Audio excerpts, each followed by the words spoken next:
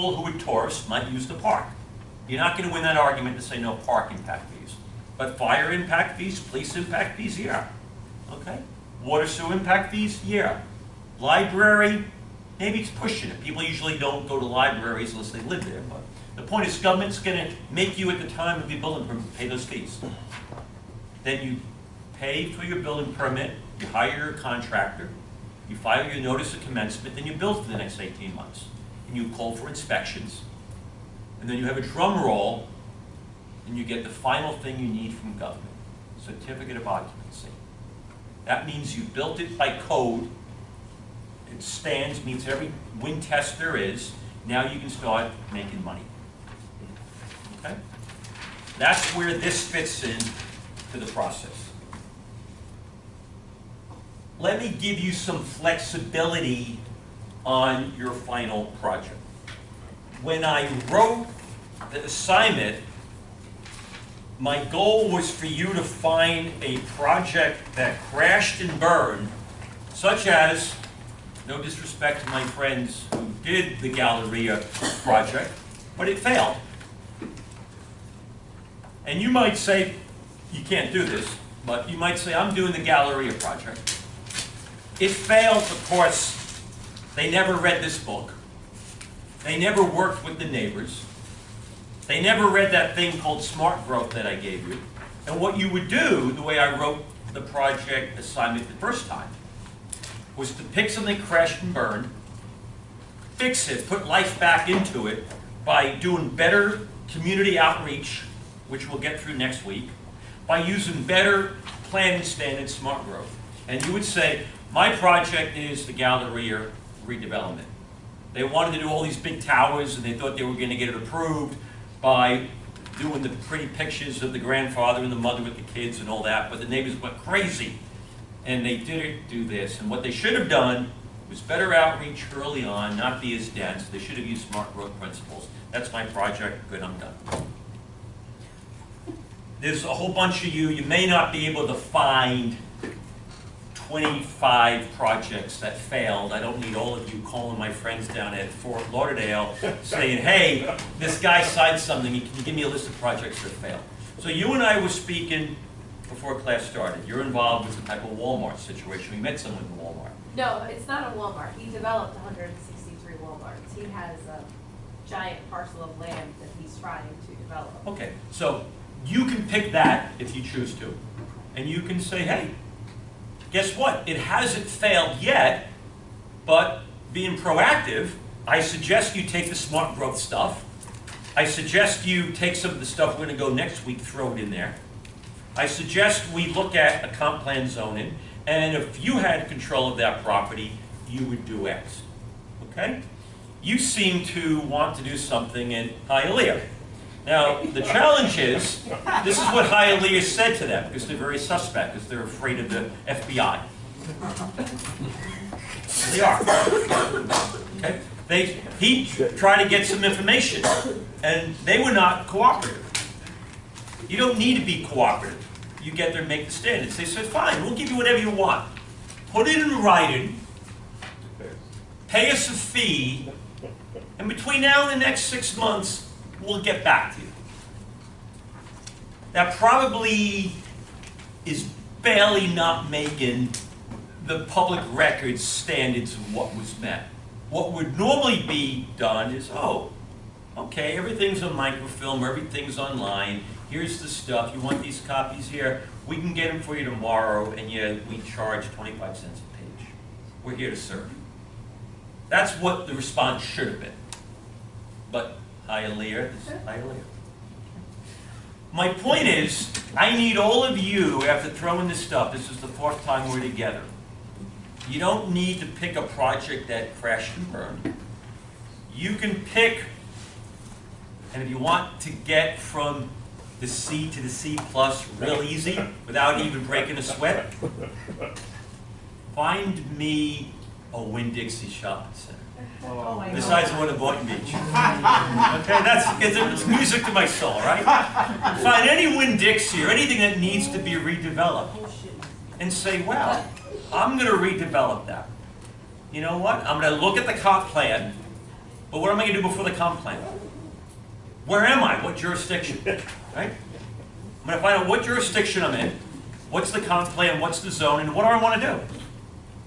And if this was a capstone class, they don't let me teach the capstone class here. I don't even know if there is one.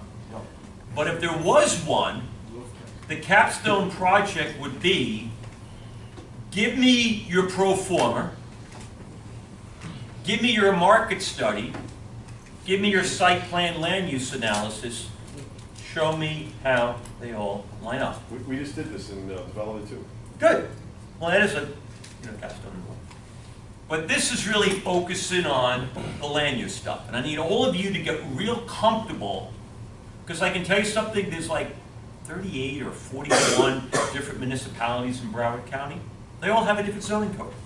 They all have a different process. You got to feel comfortable with that. But it's more or less the same due process, but it's slightly different. So for your project, it doesn't need to be necessarily the crash and burn. It could be you do anything that shows me in the class. And because what could be real interesting, and let's talk about West Palm Beach for a moment. There's a difference between Palm Beach and West Palm Beach. Okay? But there's people in West Palm Beach that are always trying to act like they're in Palm Beach, but they're not.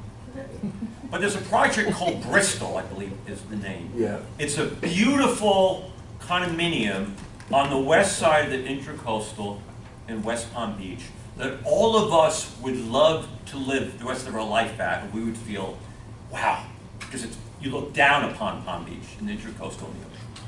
But it's West Palm Beach, it's not Palm Beach. But you could have said, before they did that, you could have said, hey, they got some low-lying uses here that are 40 years old. That land's too valuable. I want to put a high-rise tower there. So what would you do? You would find out what the comprehensive plan allows. What does the zoning allow? Gee, I got to change it, just like Mr. Coons had to change it. Okay, we're going to change that. Then we're going to get a site plan. And guess what? You're looking down on the LCID community of single-family homes. You might cast a shadow on them. You got to do some community outreach, bring them in. And you might say, but I've gone through all that, and this is my 27-story thing called Bristol. You can do that. You could say, you know what? I'm not one of you big high roller type developer people. I actually want to do some good affordable housing. And I want to go in to the inner city, and I want to help one community at a time doing just 3-story walk-up affordable housing. You could. Well, no, there's Pearl City. I'm working with that community on that.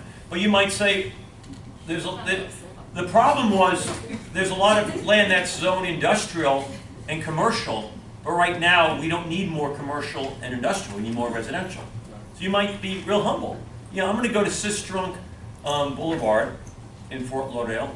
I think it's 6th Avenue, 6th Street. And I'm going to take some old commercial stuff and we're going to put some affordable housing, 4 stories. And I'm going to go through the same process. It's the same process. It's what's the comp plan, what's the zoning, site plan, neighbors. So I'm giving you more flexibility on your final project. Does the financing have to be implemented? There's no financing. There is no financing because I'm not doing a capstone. But if you are about to graduate like you, hopefully at this point, not that you would do this, you would not take beautiful intracoastal waterfront property in downtown West Palm Beach and suggest we're going to put a 3-story building there. Because economically, it would not be the highest and best use. But the point is, I need all of you to feel very, very comfortable with the, bless you, the land use approval process. Now, we can go through this book all of next week, or I can take 2 weeks. I don't need a decision today, and I want to be fair to people, because I did set forth what the goal was going to be. But if you have the syllabi that I handed out especially pages 4 and 5. We've done classes 1, 2, 3, and 4. Next week, I will do this book. If you are really busy and just can't focus on this book, at least spend 2 minutes on page 44. But this is basically, this was giving you the overview. This is giving you more the nuance. But it's all about one thing, get the 3 votes. How do you get the 3 votes? You get there with people. Okay? Are there any other books that you suggest besides those 2? Oh, there's tons of books, but at the end of the day, if you read these 2 books and you understand that, I think you have a pretty good foundation. So the real question for you is if you go to page 5 of the syllabus. It talks about session 6, session 7, session 8.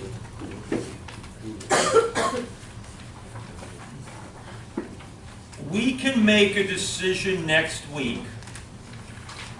I want to be fair because I do believe in fairness, unless it's against my best interest. But I told people there would be no class the last class. It would be a take-home exam.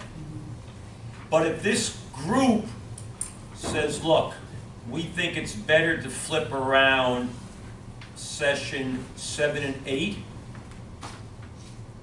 we can do that.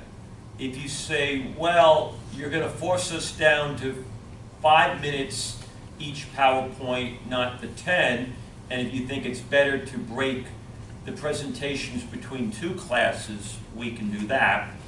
And you can decide whether you really want to spend Father's Day weekend, which is session 6, doing your take-home exam. Now again, how many of you were also taking the class earlier in the day here? Now I don't know what that teacher... Don't bring that up. 36 hours a week. Don't bring that up. 6 hours. It's like how you get so upset with Winn-Dixie or the fact that Boca won't, you know, the Mercedes-Benz deal. That Boca is 140,000 people now? Same. Well, what I was trying to say is, one of the problems when you're a student is if you've taken 2 or 3 classes, the semester always ends the last week, and that's what finals are. Sometimes it's tough on you. I'm willing to be flexible, balancing his work requirements. I don't care. Thank you. Sounds very nice, but I think it's going to make a big Okay. difference. Well, this is what we're going to do. Next week, when we get together, I'm going to finish this book. Part of it might carry over to week 6, but I'm going to let you as a group try to let me know how we should best handle sessions 6, 7, and 8, realizing one of those weeks I don't need to see you since you've got to do your take-home exam. For you to drive here and me to give you an exam at this point in your career in life, why not just do your exam on your own, where you want to be? So that's one of the 3 I don't need to see you. I definitely need to see everyone for the presentations and where I'm leaning towards, but again, I don't want to be unfair, is somehow giving you more time on the presentation than the exam if you need that, because you still got to figure out what you're going to do. Yes? Can we vote today? Because next weekend is commencement. I'm not gonna- Also, right now, the way it stands, how far before we have to give the presentation? 2 weeks? We have 2 weeks for the presentation? Well, And 3 weeks I for- thought commencement was on Friday. Friday, yeah. It is, but my family's gonna be here, and So what you're saying is you don't want to come here drunk. Well, why don't we do this? I don't care. I'm going to ask you to be the group leader. RJ. Okay. I'm gonna give you 5 minutes after I leave. RJ, it's about the case study. Listen, I'm taking bribes, alright? I'm gonna give you 5 minutes to figure out when you want your week off for the final, when you want your presentations. I understand someone's not gonna be happy with this change of plan, but let me leave the room. Let me you make the decision. You can turn that off. Well, the presentation right now is all. Well, the presentation is week 7. What I'm suggesting